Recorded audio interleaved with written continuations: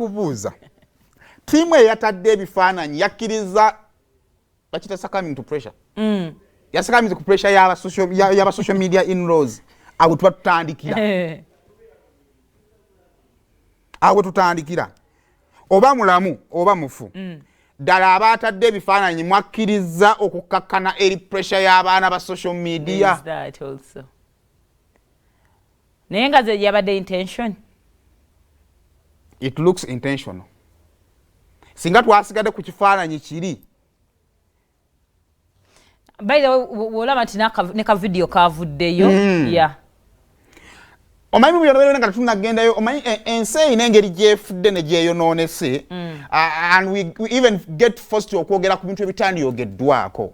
Naye ekibuuzo ababadde mabega w'okuta video eno ddala kyade kyetaagisa okukkakkanira pressure eyo. If you kept quiet, ani abadde agenda obbasuna emimwa. And that is the challenge we have with people.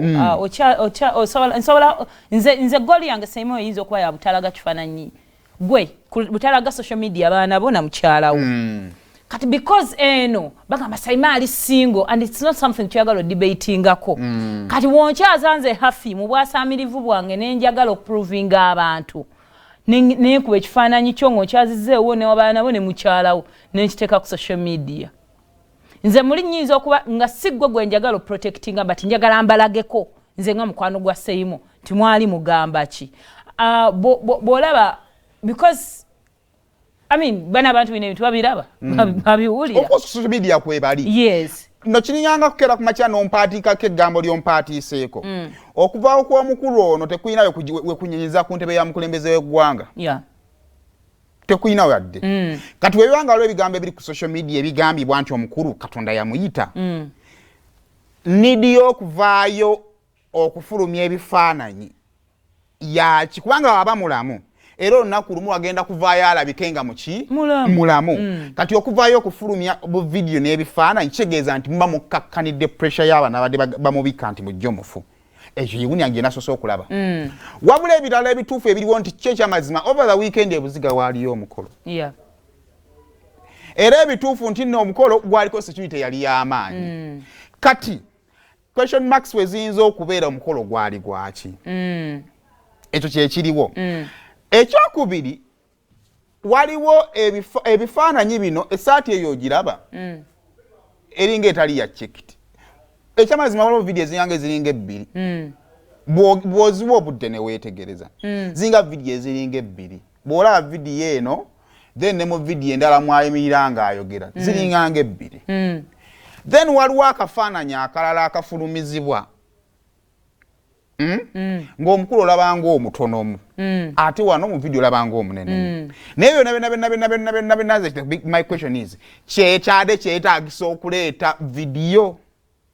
Kale maybe omukolo bali gwanga of course nga give away mikolo gya buwangwa twali gukutte ne tugulaga ku telefayina kuba era mu byonna awo tuli mukakkanira ku pressure y'abantu. No anti ekyo kyandibadde tekireta kakkana kwa pressure olw'ensonga nti emikolo giragibwa era bali bagadde omukolo gwawe gulagibwe ku TV naye ng'abantu bemukyaze wammwe I doubt bonga abantu baki awo kugundira point endala.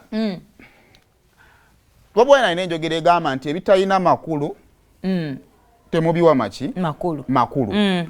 N'ekibuuzo kyange kinayise mu weekend nga neebuuza okuvaawo kwa Salimu Sale kujja kutya President Museveni mu ntebe. Sirongo gundi amayinja g'omuntu agamuwendo. Uganda Cranes yamala ebbanga lingi nga tekulifayinga mu Africa Cup naye ng'ekyasinga ng'obi kyali kimu nga Uganda Cranes eremerera owangula emipiira gyayo nedda eno n'esaba Mukama Katonda singa Nigeria etukubira Senegal. Singa gundi etukule not until mu mulembe gw'amagogo tiimu yatandikira okwewangulira emipiira gyayo tiimu n'ekwalifayinga n'egenda wa mu Africa Cup. Kankuzeeyo ku kiri ekibuuzo ky'obuuziza if we are to go a little political.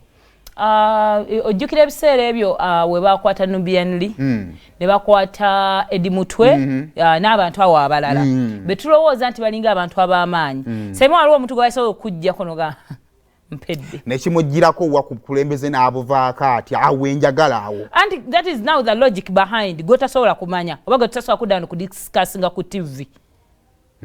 Kisoboka. Nze nina endowooza yange abasajja weba babaka lunamwe mubabbi kale abalwana nyiza obeera eno hafinga nze nina amaanyi gange naye nga the team nyiza okubeera nga ni presenter mutuufu. Okay, kankuwa an example eri live nyiza okubeera nga ni presenter nga mundaba nkola bulungi nnyo Saimo ne bakunzijjako ne banzijjako kwefu ne banzijjako abantu abalala amazima ga Katonda mutandika olaba obunafu bwange mutandika abantu abali ku tiimu y'omutwala abantu balekera batwala for granted.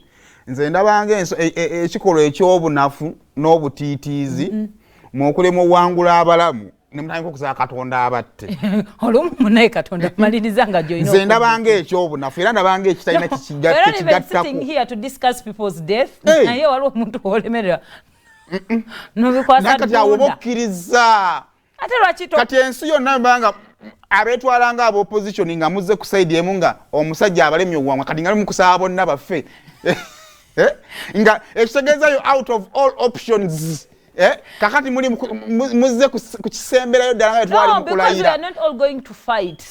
Twali mukulayira ne mugamba tajja layira kakati bikoze kati twameze Mukama Katonda tusabe enkuba etonye egirako tenti egijje weegende. Na olwo lwali no lwali by the way bwe tutandika okusaba abantu baffe bufi nze sikiwulira ku mutima sirabawo ekigwe kituuka. Tulina abagagga ku kyaleyo nga balemesezza abantu babasumbu abayisa bubi nnyo nnyo mugagga tolina nawo mugambirako ayina bagambo n'ogu ne mumusabira olumbe lujje lumutwale mumuone. Nedda bannaye olutambula mu ba celebrities. Hey, what's up? Now come back.